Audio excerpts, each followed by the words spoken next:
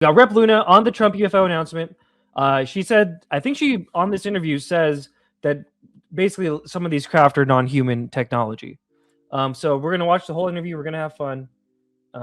She's killing it. On the declassification of federal secrets, she has said that there is evidence of interdimensional beings that can operate through the time spaces that we currently have, which is obviously going to catch a lot of people's attention.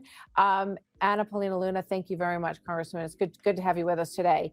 I want to go back to that. You told Joe Rogan in a podcast in August when you were discussing all of this that you have viewed evidence of interdimensional beings here on Earth and that they operate through the time spaces that we currently have. Can you explain what you mean by that? Yeah, I think that a good example would be some of the photo visual evidence that we've seen directly in some of these classified briefings that will now be made public. One of the famously now, infamous videos that we showed in one of our hearings was actually a video that was dead dropped to Eric Burleson, who's a member of Congress, from within the Department of War, and it shows a UAP, an unidentified air phenomena. Oh, that's new. I don't know if we knew that was Department of War dead drop. That's interesting. Deflecting a Hellfire missile. This was taken off of ISR footage off the coast of, I believe it was Yemen. So long story short. Let's watch that again real quick too, because I did a sick edit for that. Bug it. Are you aware of anything in the government, United States government arsenal that can split a Hellfire missile like this? No. And do whatever blob thing it did and then keep going? Nothing? Nothing. All right. How about you, Chief Wiggins? Nothing to my knowledge, ma'am. Okay. And how about you, Mr. Borland?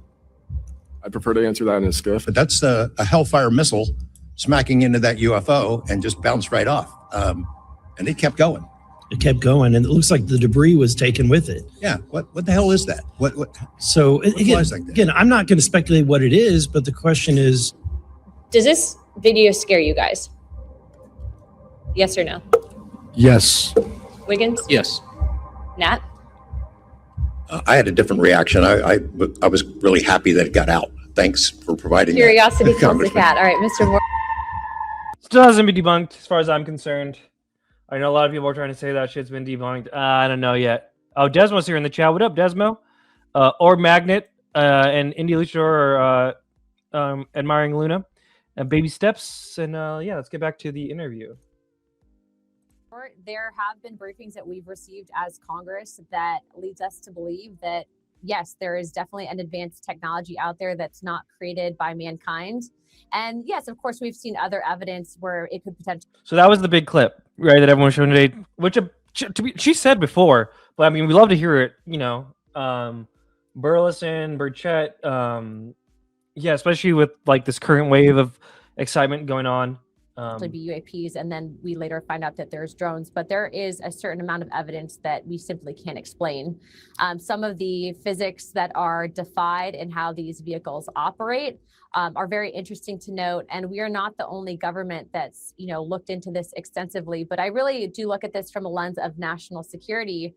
And as you know, as we continue to evolve specifically on the front of AI and drone technology, we have to ensure that are these things, whatever they may be, are they potential adversarial weapons, advanced weapons, or not? And I think the whole aspect that the federal government can deny access to members of Congress, of which has happened not just to myself, but to other members of Congress as well, is not just alarming, but it's also something that cannot truly exist in a free and fair society. Government should not operate in secrecy. And so I look forward to the American people being able to determine their own conclusion after they've seen some of the evidence that we have seen.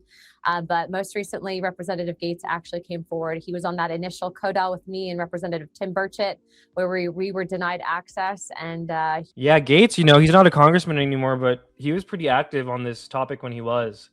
He was very active. And I think we had him in a space about a year or so ago, and he was saying some really interesting things. He will tell you that if you've seen some of the stuff that we've seen, you will too become a believer.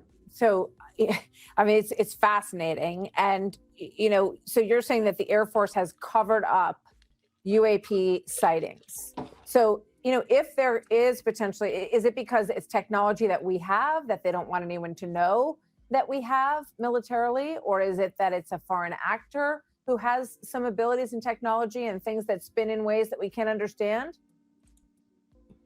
Based on our interviews that we've conducted, not just in person, but also to given some of the testimony that we've received, we do have reason to believe that this tech is not created by mankind. However, it is also possible that there are certain advanced weapons that the US government may have that they're denying us access to. But here's the problem. When you have unelected bureaucrats denying access to members of government that are supposed to oversee and write the checks for that federal spending, and then we're also getting reports that there are people being threatened, whether it be physically, whether there have been, interesting deaths associated with people that have been coming forward as whistleblowers, which has been brought up in some of the testimony that we've received, not just myself, but you saw recently there was a movie that came out, The Age of Disclosure, where this was also referenced now by the Secretary of State, Marco Rubio. This is one of the most bipartisan and bicameral things in Washington, D.C. And so we definitely are looking forward to sharing this and exploring this further with the American people. Anna Paulina Luna, Congresswoman, thank you. Very fascinating. Let's look at this too. I actually shared this. Very, very fascinating.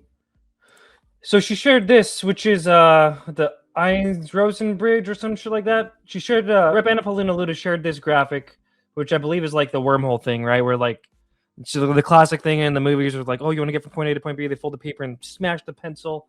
It's been in a bunch of movies. She shared it without comment. But what's interesting is that Ashton Forbes, so she shared this 10 hours ago. Ashton Forbes had actually shared it 14 hours ago. So 4 hours right before her, they shared the exact same thing. What did Ashton say about it, friend of the show? Humans used to believe the speed of light was a universal speed limit. Then we discovered the loophole in the calculations, the Einstein-Rosen bridge. It became possible to travel faster than light from the observer's perspective. The way you engineer one is a miniature-shaped thermonuclear explosion that pushes out the zero-point energy, leaving behind the true void, providing the negative energy needed. So kind of interesting little synchronicity there between Rep. Anna Luna and Ashton.